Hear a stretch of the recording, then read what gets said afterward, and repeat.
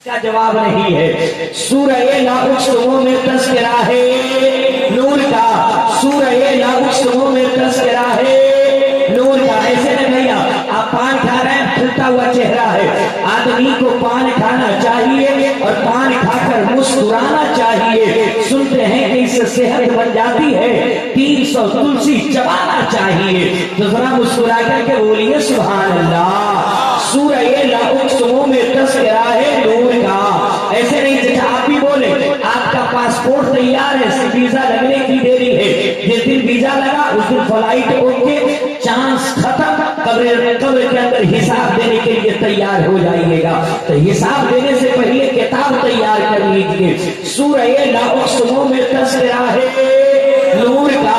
जिस जगह वो पांव रखते है वो टुकड़ा नूर का। शहर तैबा की गली में जर्रा जर्रा नूर का। सुबह तैबा में हुई पट्टाए बारा नूर का। सदका लेने नूर का आया है तारा, आया है तारा, आया है तारा। जोर से बोले आया है तारा, आया है तारा, आया है तारा, आया है तारा। और देखिए 100 सुनार का एक लोहार का। मैं गदा तो भाग्य तारा नूर का। मैं गदा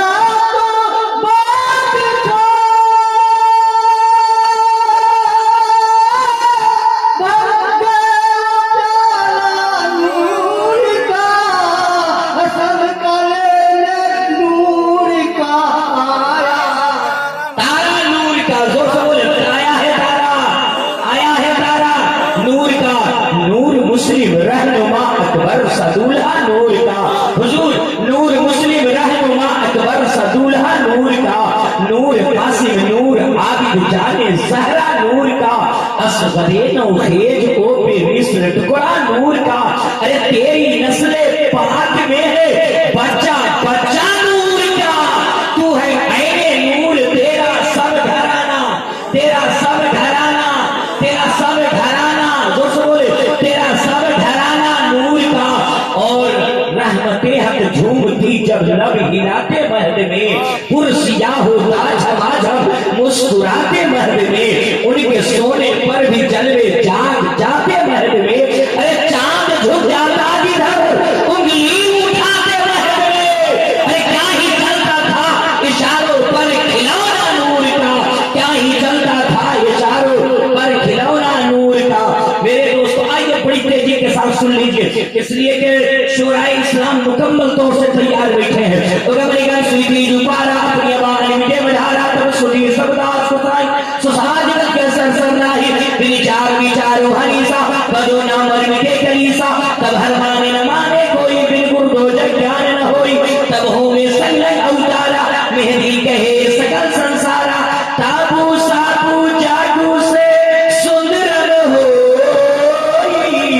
अरे बिना महामदी पार न हो। नबी की मोहब्बत में बोले सुभान अल्लाह। और पीछे वाला मजमा भी बोले सुभान अल्लाह, पीछे वाले चचा लोग भी बोलते सुभान अल्लाह। मेरे दोस्तों आ जाइए, आज के जमाने में हलचल भाई हमारे यहाँ नहीं, हलचल भाई हमारे यहाँ नहीं। हमारे बिरादरे वतन हिंदू भाई, हमारे परवीन भाई, क्या मेरे दोस्तों हम परवीन भाई को गले लगाने के लिए आए हैं। हम जिस धर्म को मानते हैं, मेरा धर्म मज़हब-ए इस्लाम है। क्या है? मज़हब-ए इस्लाम है। मैं जिस धर्म को मानता हूँ उस धर्म का नाम है मज़हब-ए इस्लाम। शांति का नाम मज़हब-ए इस्लाम है, अमन का नाम मज़हब-ए इस्लाम है, पीस का नाम मज़हब-ए इस्लाम है, दुखियों का दुख दूर करने का नाम मज़हब-ए इस्लाम है, प्यासों को पानी पिलाने का नाम मज़हब-ए इस्लाम है। और पलट करके कहने दिया जाए कि 40 साल की बेवा औरत को सुहागन बनाकर समाज में जीने का अधिकार देना, यही मज़हब-ए इस्लाम है। इसीलिए तो डॉक्टर अल्लामा इकबाल ने कहा था कि मजहब नहीं सिखाता आपस में बैर रखना। हिंदी है हम वतन है हिंदुस्तान हमारा, सारे जहां से अच्छा हिंदुस्तान हमारा। हम बुलबुले हैं इसके, ये गुलसिता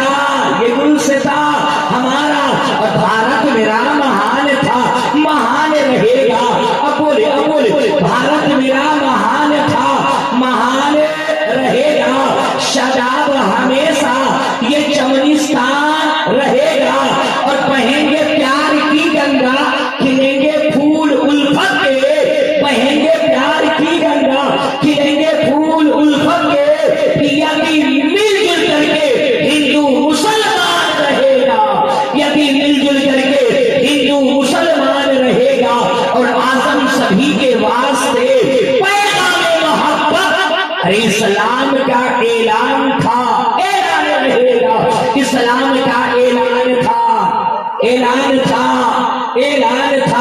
यह मोहल्ला बोले, चचा लोग भी बोले, ऐलान था, ऐलान रहेगा। मेरे दोस्तों, आज के जमाने में हमारे बिरादर वतन हिंदू भाई परवीन भाई क्या हमारे यहाँ उनके यहाँ नकले कुफ्र नवाशा। मेरे दोस्तों, लकुम दीनुकुम वलिय दीन, उनका दीन उनका धर्म उनके लिए है, मेरा धर्म मेरे लिए। मेरे दोस्तों, आज के जमाने में हमारे बिरादर वतन हिंदू भाई के यहाँ सबसे तेज पड़ी जाने वाली पुस्तक रामचरितमानस है, जिसके लेखक गोस्वामी तुलसीदास है नजीर भाई। और मेरे दोस्तों, गोस्वामी तुलसीदास जी लिखते हैं, यहाँ बसवा गुजरा को वेद पुराण सत्संगा को देश बदलता सुहाए, सोचिए सुनो ठकुराए, तब तक मीठी गोया बिना महामदी पार हो।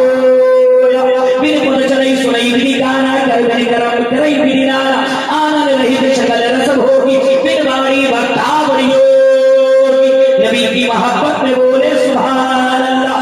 मेरे दोस्तों, हर धर्म, हर मजहब, हर समाज के अंदर मेरे दोस्तों, सिवाय टहरिया धर्म को छोड़ के, सिवाय नास्तिक धर्म को छोड़ के, एक ही खुदा को माना गया है, एक ही खुदा का तसव्वुर लिया गया है, एक ही खुदा की इबादत की गई है, एक ही खुदा के आगे माथा टेका गया है। ऋग्वेद का मंत्र उठा करके देख लीजिए, ऋग्वेद के अंदर आया है, तुरीकम ग्रोरियम तुरीकम शोरियम तुरीकम सच्चार स्वरूप यको जगदीश्वर यको जगदीश्वर सत्य सत्य एकम ब्रह्म द्वितीय नास्ते। कुंभ कुंभ कुंभ कुंभ जननी स्नान पंडितम गौरानम स्वाहा ओम भूर्भुवः स्वाहा ओम गुरु स्वाहा ओम देव स्वाहा ओम मंगलम स्वाहा। आप तो समझ गए? अरे भाई समझ गए? नहीं समझे तो समझिएगा, तो बोलिए हाँ या ना बोलिए, जल्दी से समझिएगा। तो आ जाइए बड़ी तेजी के साथ मेरे दोस्तों, आइए मेरे दोस्तों। कुंभ कुंभ कुंभ कुंभ जननी स्नानम पंडितम गौरानम स्वाहा। थोड़ी सी टोन कम करके आवाज बुलंद रखिए मेरे इरशाद भाई, सुहाना साउंड की खनकती हुई आवाज। मेरे दोस्तों, कुंभ कुंभ कुंभ कुंभ जननी स्नानम पंडितम गौरानम स्वाहा। दो दरिया यानी के गंगा और यमुना जब दोनों आपस में मिलता है तो बीच में एक रास्ता निकलता है, जिस रास्ते का नाम है वैतरणी। और वैतरणी रास्ते का सीधा ताल्लुक वैकुंठ से, स्वर्ग से, जन्नत से। तो इसका खुलासा ये हुआ कि गंगा और यमुना में जो स्नान कर लेगा वो स्वर्गवासी हो जाएगा, वो वैकुंठी हो जाएगा, वो पैराडाइज में जाने के लायक हो जाएगा।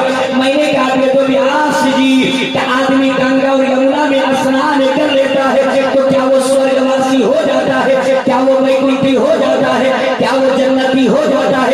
तो व्यास जी कहने लगे कि अगर आदमी स्नान कर करके नहा करके स्वर्ग में चला जाता तो दुनिया का हर पापी, दुनिया का हर गुनाहगार नहा करके स्वर्ग में चला जाता। और माला जपने वाले, नमाज पढ़ने वाले जन्नत के बाहर रह जाते। मैंने कहा व्यास जी, आदमी वैकुंठी स्वर्गी जन्नती कैसे होगा? तो कहने लगे स्नान करने से नहीं होगा। मैंने कहा कैसे होगा ये तो बताइए। तो कहने लगे एक मंत्र का जाप जपना होगा, एक मंत्र पढ़ना होगा, कहीं पढ़ना होगा, कहीं क्या है, कोई भी शिक्षित पंडित, पढ़ा लिखा पंडित, ज्ञानी पंडित, जाहिल पंडित नहीं, पढ़ा लिखा पंडित जब इस दुनिया से उसका निधन होने लगता है, देहांत होने लगता है, मरने लगते हैं, तो अपने बेटे को बुला के कहते हैं, ए मेरे बेटे सुनो सुनो, मरने से पहले तुम कहीं जरूर पढ़ लेना, ब्रह्मा सूत्र जरूर पढ़ लेना। वो ब्रह्मा सूत्र क्या है? वो ब्रह्मा सूत्र यही है, ला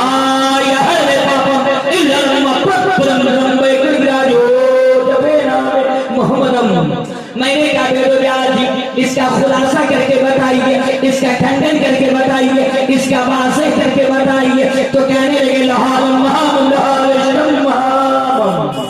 मैंने कहा व्यास जी आसान कीजिए, तर्जमा कीजिए, मीनिंग बताइए, मतलब बताइए। तो कहने लगे ला इलाहा इल्लल्लाह, ला इलाहा इल्लल्लाह पढ़ने से पाप हरण हो जाता है, ला इलाहा इल्लल्लाह पढ़ने से गुनाह डिलीट हो जाता है, ला इलाहा इल्लल्लाह पढ़ने से पाप नष्ट हो जाता है, ला इलाहा इल्लल्लाह पढ़ने से गुनाह क्या भैया डिलीट हो जाता है। अच्छा आप लोग पाप जानते हैं, ऐसे सब बोलिए गुनाह जानते हैं। तो आज का मुसलमान गुनाह नहीं जानेगा तो कौन जानेगा। आज का मुसलमान फजर की नमाज नहीं पढ़ता है, मगर चाय खाने में बैठ करके अपने जमात की उलमा की शिकायत करता है। आज का शायर ऐसे पढ़ता है, ऐसे पढ़ना चाहिए। और जो जाहिल तर जाहिल है वो इमाम को तकरीर करने का सबक देता है, ऐसे तकरीर करते जुमा में, इमाम चौपट इमाम मिल गया है, खत्म इमाम मिल गया है, दिन भर चौराहे फिराते, दिन भर पान खाते हैं। अगर सीधा साधा सूफी से मिजाज का कोई इमाम मिल गया, बच्चों को पढ़ाया, इमामत किया, सोया रहा, तो आज के चच्चा लोग हाथ धो के लॉय बॉय साबुन से कहते हैं सुतनवा इमाम मिल गया है, किसी में भलाई नहीं। और आज का नौजवान भी कम नहीं बिगड़ा है हरिजन साहब। आज के जमाने के नौजवानों को देख लीजिए, जुमे की नमाज 2 रकात पढ़ के मस्जिद से बाहर नौजवान होता है, 2 घंटे के बाद असर के वक्त आएगा और कहेगा इमाम साहब को बुलाइए, खाइए खिलाइए। इमाम साहब बनाने लगे, इतने में असर की अज़ान हो गई, अल्लाहु अकबर अल्लाहु अकबर। इमाम साहब ने कहा बाबू अब असर की अज़ान हो गई है, चल असर की नमाज पढ़ ले। आज का नौजवान इमाम साहब को क्या कहता है, हजरत जाइए पढ़िए, जाइए जाइए। इमाम साहब ने कहा कुछ नहीं, चल भला आदमी की तरह वजू कर, और वजू करके चल असर की नमाज जमात से पढ़ ले। आज का नौजवान क्या कहता है, हजरत अभी आप हमको समझ नहीं पाए कि हम कौन हैं। इमाम साहब ने कहा पूरा इलाका समझ लिया है, पूरा जिला जवाब समझ लिया है, और तुमको नहीं समझूंगा। चाल भला आदमी की तरह वजू करके चल असर की नमाज पढ़। तो आज का नौजवान धीरे से आहिस्ता से इमाम साहब के कान में मुंह सटा के कहता है, हजरत उनके कान में कहिए सुभान अल्लाह। ओ अपना बात है चाचा आपके पीछे कहिए उनको सुभान अल्लाह। ओ चाचा अस्सलाम वालेकुम, अल्लाह खैर करे। बताइए तो हलचल साहब, एक आदमी मौलाना के साथ रहते रहते उर्दू बोलने की शौक चढ़ गई, कुछ दिन रहा, चला गया घर कुर्बानी के अवसर पे, और इमाम साहब चले गए उसके घर कुर्बानी करने के लिए। कहा जानवर को सब रेडी कर दिए, चाकू ला दिए, छुरी ला दिए, सब कर दिए। अब बता के जानवर किसके नाम से हम ज़बाह करेंगे, कुर्बानी है तो किसके नाम की कुर्बानी है। कहा कि हमारे औलिया के नाम से कर दिए, औलिया के नाम से कर दिए। इमाम साहब करे कौन औलिया के नाम से करे कुर्बानी। कहा हजरत हमारा औलिया के नाम से कीजिए। कहा कि तुम्हारा औलिया कौन है। कहा ना हमारे औलिया से कीजिए। इतने में उसकी बीवी सामने दरवाजे पे आ गई। कहा कि हमारा औलिया है ना है। इमाम साहब वो औलिया नहीं अहलिया है। तो आप सुनिएगा, नींद में मामला खराब हो जाएगा। कल सुबह सुबह जाके कहिएगा हजरत साहब नहीं आए थे। नहीं, आँख खोल करके सुनिए। औलिया और अहलिया में इम्तियाज बर्पा करके रखिए, बना करके रखिए। मुस्कुरा करके बोलिए जरा सा सुभान अल्लाह। मुस्कुरा दिए तो मुस्कुरा करके बोले सुभान अल्लाह। मेरे दोस्तों आ जाइए, मैंने कहा आदमी बैकुंठेश्वर की जन्नती कैसे होगा। तो कहने लगे ला इलाहा इल्लल्लाह, ला इलाहा इल्लल्लाह पढ़ोगे पाप हरण हो जाएगा, पाप मिट जाएगा, पाप नष्ट हो जाएगा। मेरे दोस्तों ये तो वेदों में आया है कि तुम ला इलाहा इल्लल्लाह पढ़ोगे, यानी कि ब्रह्म सूत्र पढ़ोगे तो हृदय का पाप नष्ट हो जाएगा, हृदय का गुनाह खत्म हो जाएगा। मगर मिशकात शरीफ की हदीस मेरे पैगंबर मेरे मुस्तफा इरशाद फरमाते हैं, मन क़ाला ला इलाहा इल्लल्लाह फदखलल जन्नह, जिस शख्स ने ला इलाहा इल्लल्लाह पढ़ लिया बस वो जन्नत में दाखिल कर दिया जाएगा, जन्नत में भेज दिया जाएगा। मैंने कहा तो भी आज जरा आसान करके बताइए। तो कहने लगे इमामम। मैंने कहा बेबुनियाद ये क्या है? तो कहने लगे लहानम से होता है ला इलाहा इल्लल्लाह और महामम से होता है मुहम्मदुर रसूलुल्लाह। जब ये कलमे पाक सीने में आ जाता है तो सीने को पाक कर देता है, हृदय को साफ कर देता है, फिर सीना में कीना नहीं रहा करता है, पैगंबर का मदीना रहा करता है। क्या रहा करता है? माशाअल्लाह माशाअल्लाह, क्या रहा करता है? दोस्तों बोले पैगंबर का, दोस्तों चाचा पैगंबर का मदीना रहा करता है। ठीक है, मैं तैयबा पढ़ना चाहिए कि नहीं? जिन जिन लोगों को अपने सीने को मदीना बनाना है वो बुलंद आवाज से हाथों को लहरा के पढ़े ला इलाहा। देखिए नहीं उठा रहा है, मुंह में टोपी रखा है, कोई देखे या ना देखे साहिब मजार देख रहे हैं, हाथों को लहरा के पढ़िए ला इलाहा, नींद को भगा करके पढ़िए ला इलाहा इल्लल्लाह मुहम्मदुर रसूलुल्लाह। नारे तकबीर, नारे रिसालत, उर्से मुक़द्दस, पीरे तरीक़त, नकीबे अहले सुन्नत, शायर अहले सुन्नत, नारे तकबीर, नारे रिसालत। मेरे दोस्तों मगर आ जाइए, बड़ी तेजी के साथ आ जाइए और मेरे दोस्तों एक बात बताइए कि हम लोग किस मुल्क में रहते हैं भैया? किस मुल्क में रहते हैं? दोस्त किस मुल्क में? किस मुल्क में? हिंदुस्तान में रहते हैं। तो जोर से बोले जो कहना है किस मुल्क में? हिंदुस्तान कहिए, भारत कहिए, इंडिया कहिए, आर्यभट्ट कहिए, जो कहना कहिए। एक मियां का नाम फजलुल फजल हुआ फजलुर रहमान, जो कहना है कहिए। मगर आज कहिए किस मुल्क में रहते हैं? जो से बोलिए नहीं, ये मुल्क सूफियों का मुल्क है, ये मुल्क ख्वाजा गरीब नवाज का मुल्क है। तो गरीब नवाज के मुल्क में रहते हैं। तो जरा सा बोले किस मुल्क में? हाँ, दयारे हिंद में सूफी समाज चलता है। दयारे हिंद में, दयारे हिंद में, दयारे हिंद में सूफी समाज चलता है। इसी के जेरे असर सारा काम काज चलता है। दयारे हिंद में, दयारे हिंद में सूफी समाज चलता है। इसी के जेरे असर सारा काम काज चलता है। और जनाब आपकी हुकूमतें तो अभी की हैं, अरे यहाँ तो सदियों से राजा का राज चलता है, यहाँ सदियों से राजा का राज चलता है। जनाब आपकी हुकूमतें तो अभी की हैं, यहाँ तो सदियों से राजा का राज चलता है। मेरे दोस्तों, किसी मुल्क के हिंदुस्तान के बगल में एक मुल्क है जिसे दुनिया के नक्शे में श्रीलंका कहा जाता है। दोस्तों बोले ये काठमांडू के बगल में है, कहाँ है? आपके कर्नाटक, कर्नाटक, कर्नाटक।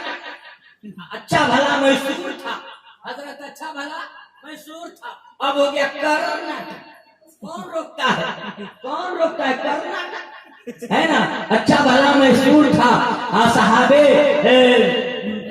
वलियों का एक जमझड़ा था, एक मजमा था, मगर उसको मैसूर को हटा के कर दिया कर्नाटक। अब नाटक में कोई काहे को रोकने जाए, जैसा चाहिए वैसा कीजिए। अंग्रेजों का दिया हुआ नाम कर्नाटक क्या है? कर्नाटक है ना। मगर मेरे दोस्तों, उसी केरल, उसी कर्नाटक के बगल में एक मुल्क है जिसे दुनिया के नक्शे में श्रीलंका कहा जाता है। उसी श्रीलंका के धरती पर नकले कुफ्र को फुलाबाशा। मेरे दोस्तों, हमारे बिरादर वतन हिंदू भाई के बहुत बड़े महात्मा, बहुत बड़े पुरोहित, जिनको हिंदू समुदाय के यहाँ शंकर जी कहा जाता है और उन्हीं को महादेव जी भी कहा जाता है। एक कैलाश की पर्वत पे बैठे थे और उनकी पत्नी पार्वती बैठी हुई थी। नारे तकबीर, नारे रिसालत, खड़े हो जाइए, खड़े हो जाइए, खड़े हो जाइए। पीरे तरीक़त,